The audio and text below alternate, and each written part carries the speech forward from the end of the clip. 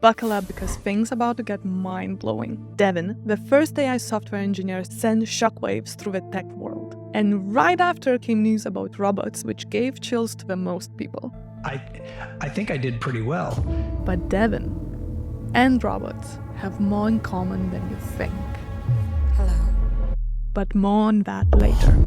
The mastermind behind Devin is not some seasoned Silicon Valley veteran, but it's actually math prodigy. What is the value of 255? Scott. 5,000? 5,000 is the correct answer. That's right. This kid, Scott Wu, started coding at the age of 9 and went on to win whopping 3 golden medals at the International Olympiad in Informatics, basically the coding Olympics. And the next question is, the digits 1, 2, 3, 4, and 5 can be arranged to... Scott. 60?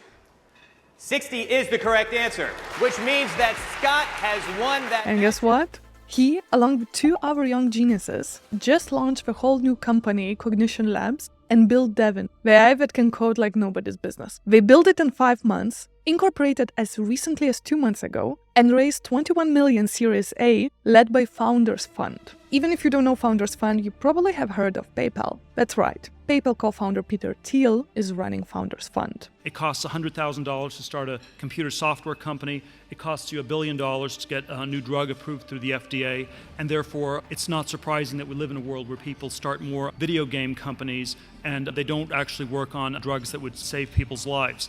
And they invest in technology that they deem to have a potential to disrupt industries at scale. Now, some of you might be thinking, hold on, Goda, chill. Coding is a creative field. Can an AI really replace programmers? That's a great question, and we will definitely dive into the whole debate later. But for now, let's take a moment to appreciate these overachievers making their parents proud. The whole Cognition Lab team consists of 10 people. That's right. And they are collectively holding not 3, not 5, but 10 golden medals in the International Olympiad of Informatics. And I think for every developer who is criticizing the version 1 of Devin, I would really love to see them compete against Wu brothers in coding. I believe that your older brother Neil won the Math Downs national competition several years ago. Yes. Or build something like Devin in 5 months. Hey guys, today I'm going to show you an AI training an AI. But to be fair to software developers, big tech companies with millions in resources couldn't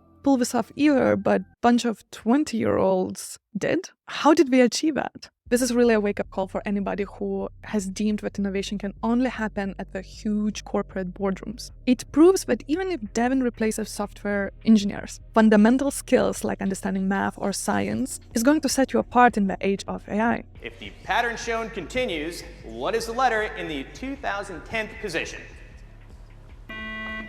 Scott. A. A is the correct answer. Of course, your best bet in being competitive is being a child prodigy or using AI to help you code. We were playing around with whether or not Devin could start a side hustle on Upwork. You give the task to Devin and ask Devin to figure it out. But suppose you're not math genius, but you still want to be more like Scott. I think you probably don't even need that, but I just put it there to be 100% sure in case my answers weren't precise enough. And that's a submit. And maybe not necessarily like Devin. I ended up barely winning. Yeah, you can see me getting excited. In that case, you can start learning math, science, and even about AI on Brilliant, the sponsor of this video. Each lesson is filled with hands-on problem solving that lets you play with concepts. Method proven to be 6 times more effective than just watching a lecture video. While being a math prodigy is not in my book, I really love the way they are teaching about AI on their new learning path, how large language models work. This immersive AI workshop lets you experience and harness the mechanics of today's most advanced tools, get hands-on with real language models, understand the importance of training data by comparing different models, and learn how to tune large language model to generate specific outputs. To try everything what Brilliant has to offer for free for full 30 days, visit brilliant.org/gottago or click on the link in the description box below. And by the way, they now give to everyone 20% off on their annual premium subscription. There's only 2 types of companies in this world, Morgan. Those who are great at AI and everybody else. If you don't know AI, you are going to fail. So how about that weather? I don't know. But let's not get carried away by the hype. As it gave me a robotically perfect mullet. Devin is undeniably impressive, okay? The question is the approach that Devin is taking is the end of the coding as we know it. And here's where things get interesting, and I don't hear many people talk about it. The reality is that these math geniuses are not working just to replace software engineers. The real mission they are onto is to solve the world's biggest problems and build AI that can reason. And to be honest, I like this more than just say we want to build AGI, because no one really agrees what AGI means, but we all understand what ability to reason means. Explain to me your reasoning. I can say, you think this thing, why? And you can explain first this, then there's this conclusion, then that one, and then there's this.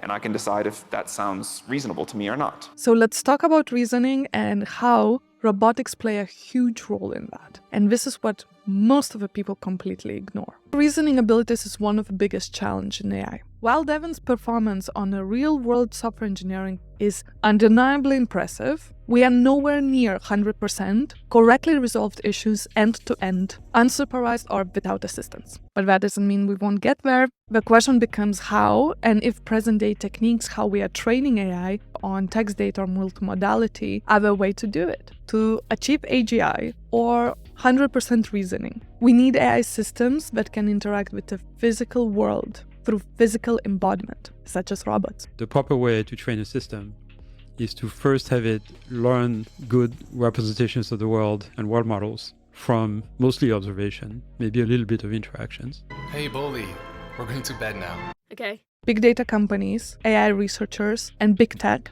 all know that and have been working on that for years. It's a car company trading at a ridiculous price. He said, "No, you're the joke. You don't understand what Tesla does. I work there.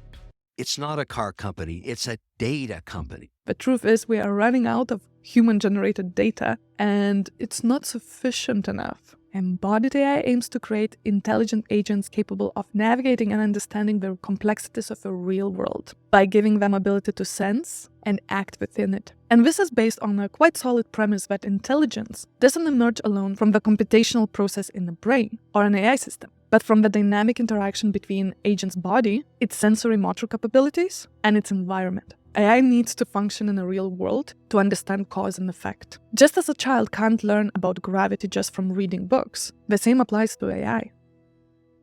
So this type of deliberate planning, which uses your internal world model, that's system 2. This is what LLMs currently cannot do. Daniel Kahneman, author, psychologist, and economist, introduced us to System 1 and System 2 thinking, which earned him a Nobel Prize in economic sciences. And these two heroes of the way we think could be described like this. System 1 is like a flash, super fast, always ready to act and react. It helps you with easy tasks without much thinking about it. For example, driving a car, or if I say banana, you think yellow. System 2 of your brain is slower.